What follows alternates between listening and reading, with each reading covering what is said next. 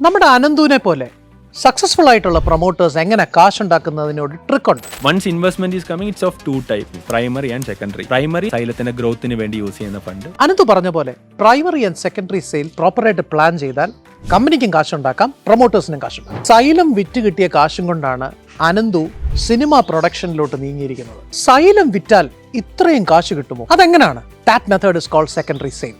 എനിക്ക് 100 ഷെയർ ഉണ്ടെങ്കിൽ ഞാൻ ഈ 100-നകത്ത് 50 കൊടുക്കാൻ ആഗ്രഹിക്കുന്നു.